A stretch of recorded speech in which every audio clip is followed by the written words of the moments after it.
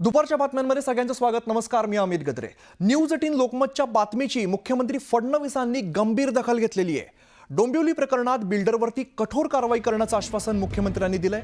त्याचबरोबर ज्यांची फसवणूक झाली आहे त्यांना न्याय देण्याचा प्रयत्न करणार असल्याचं सुद्धा सीएम यांनी सांगितलेलं आहे। तर काही इमारती या सरकारी जागांवरती उभ्या असून प्रश्नावरती तोडगा काढण्यासाठी सर्वोच्च न्यायालयात सुद्धा जाणार असल्याचं फडणवीसांनी म्हटलंय।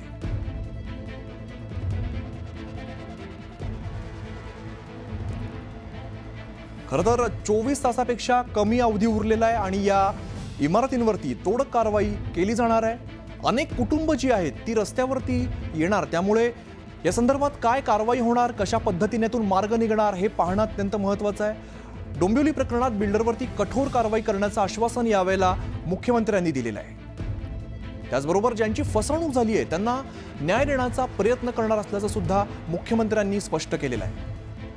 त्यात काही इमारती या सरकारी जागांवरती उभ्या असून प्रश्नावरती तोडगा काढण्यासाठी सर्वोच्च न्यायालयात सुद्धा जाणार असल्याचं फडणवीसांनी स्पष्ट केलेलं आहे। त्यामुळे इथून पुढचे 24 तास हे अतिशय महत्त्वाचे असणार आहे। त्या 24 तासात नेमकं काय होतं हे पाहणं आता महत्त्वाचं असणार आहे। न्यूज 18 लोकमतच्या बातमीची मुख्यमंत्र्यांकडून यावेळेला दखल घेण्यात आलेली आहे। देवेंद्र फडणवीस यांनी गंभीर दखल घेतलेली आहे। डोंबिवली प्रकरणात बिल्डरवरती कठोर कारवाई करण्याचं आश्वासन मुख्यमंत्र्यांनी दिलेलं आहे।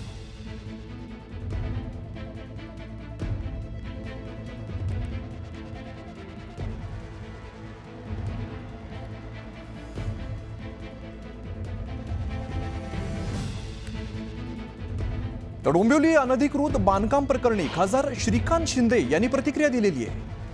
केडीएमसी मधील 65 इमारतीतील रहिवाशांना बेघर होण्यापासून लवकरच मार्ग काढू असं आश्वासन श्रीकांत शिंदेंनी दिलेलं आहे।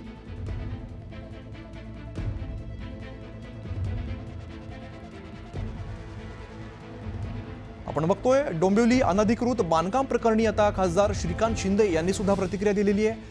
केडीएमसी मधील 65 इमारतींवरील रहिवाशांना बेघर होण्यापासून लवकरच मार्ग काढू असं आश्वासन त्यांनी दिलं आहे।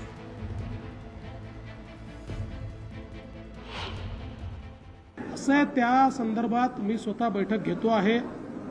एकीकडे जे खरे गरजू लोक आहेत यांना कसं प्रोटेक्ट करता येईल, आवश्यकता पडली तर त्याकरता मी सुप्रीम कोर्टात देखील जायला तयार आहोत।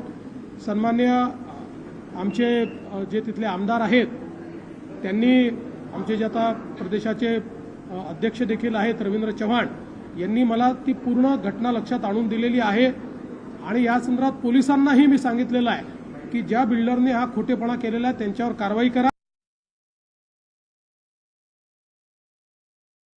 नागरिक बेघर झाले। कल्याण डोंबिवली महानगरपालिकेच्या अंतर्गत किंवा ठाणे महानगरपालिकेच्या अंतर्गत कोर्टाने असा निर्णय दिला आहे की जे अनधिकृत बांधकाम आहेत त्याच्यावरती जे आहे हे तोडल्या पाहिजे। आणि मला वाटतं की लोक जे आहेत आता बिल्डर्सांनी लोकांसाठी बिल्डरांनी बिल्डिंग्स बांधले, लोक बिचारे येऊन तिथे राहिले। आता त्याच्यामध्ये काय मार्ग काढता येईल त्याच्यासाठी आम्ही काम करतोय लोकप्रतिनिधी म्हणून। इतक्या मोठ्या प्रमाणामध्ये लोक जी आहेत ती बेघर झाले, हजारो लोक बेघर होऊन त्यांना वेगळ्या ठिकाणी एवढ्या शॉर्ट नोटीसवरती कसं पोचता येईल तो देखील एक मोठा प्रश्न आहे। पण त्याच्यासाठी कोणावरही अन्याय होणार नाही याच्यासाठी कुठला मधला मार्ग आहे तो जो आहे हा आम्ही काढण्याचा प्रयत्न करतो। सर, एकनाथ शिंदेसह अनेक खासदार आमदार जे आहेत ते कुंभमेळ्याकरता